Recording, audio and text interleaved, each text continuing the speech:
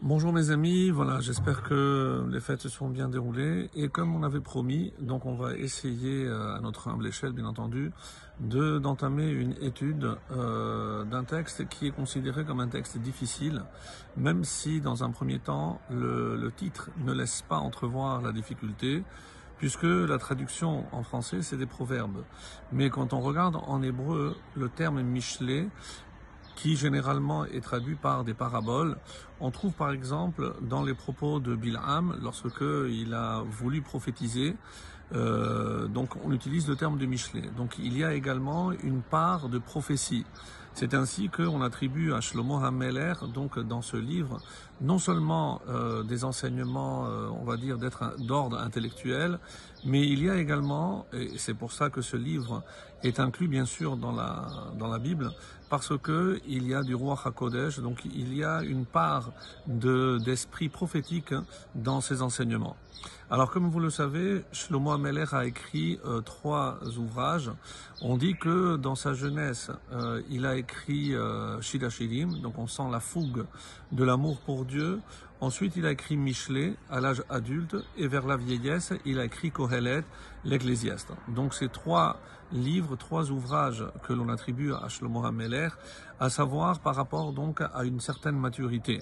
Par ailleurs, on sait que quand on va voir au début, ici, on dit Shlomo ben David. Donc on sait qu'il est le fils de David. Alors parmi les différentes explications, parce qu'il y a énormément de commentaires sur, non seulement sur ce livre, mais l'introduction. Donc on pourrait passer des heures et des heures uniquement à éplucher toutes les introductions qui ont été faites sur ce livre. Et on dit pourquoi on rappelle ici sa filiation. On sait que Shlomo, c'est le roi de David, le fils de David, pardon, le roi d'Israël. Donc parce que quand on regarde, on sait que la royauté d'Israël a été comparée à la lune. Et par exemple, on sait que depuis Yehuda, qui est le premier qui marque la royauté, donc le Yasur Shevet mi Yehuda, donc c'est lui qui représente le sceptre royal. Donc à partir de Yehuda jusqu'à Shlomo HaMelech, il y a donc 15 générations. Et de Shlomo HaMelech, encore 15 générations jusqu'à la destruction du premier temple et jusqu'à cette scission. C'est pour ça qu'on précise dans l'introduction de Michelet, Melech Israël, lorsque il y avait encore cette unité au sein d'Israël avant ce qu'on appelle en français le schisme. Donc pourquoi? Pour nous rappeler que David donc représente la 14e génération. Et c'est curieux parce que si on prend le mot David, c'est la valeur numérique 6, 4 et 4. Donc ça nous donne 14.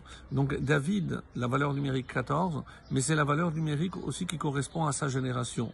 Et c'est aussi la même valeur numérique d'ailleurs que Zahav, l'or, comme si c'était l'âge d'or, c'était avec David qui a permis à son fils la construction évidemment du temple.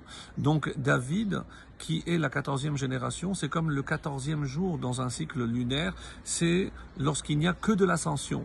Alors on sait que le 15e, donc la lune est pleine, mais dès la fin, elle commence à décliner. Et effectivement, vers la fin de la vie du roi Shlomo HaMelech, du roi Salomon, donc sa vie a commencé à décliner, comme on va voir que Dieu va lui envoyer le Satan pour l'éprouver, et donc ça correspond un petit peu à sa vie. Par ailleurs, Michelet, on nous fait remarquer que la lettre même étant grande équivaut 40, parce que le roi Salomon aurait jeûné 40 jours pour pouvoir avoir accès à cette sagesse qui est décrite dans Michelet, donc qui est une sagesse extraordinaire. Par ailleurs, on dit aussi que comme 40 jours pour recevoir la Torah, où Moshe Rabbeinu est resté sur le mont Sinaï, donc avant de nous livrer la Torah dans sa totalité. Quelque part, comme si Shlomo HaMelech voulait nous faire comprendre qu'ici, il y a quelque part donc une globalité, une sagesse extraordinaire qui est cachée dans ce livre.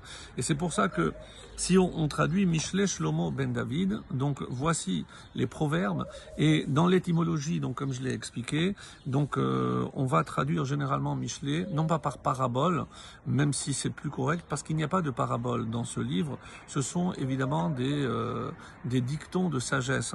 Donc, Shlomo ben David, Melech Israël. Le deuxième verset, si déjà comme ça on commence, la da'at chokhma ou musar lehavin imre bina. Alors, il est clair que si j'ai choisi une traduction pour pouvoir m'aider, mais la traduction sans la compréhension ne pourra pas évidemment nous aider. Parce qu'il y a ici trois notions que l'on connaît bien dans la Kabbalah, c'est la chokhma, la bina et da'at. Et à quoi est comparé? Le Gaon de Vilna nous explique, la chokhma, c'est le potentiel.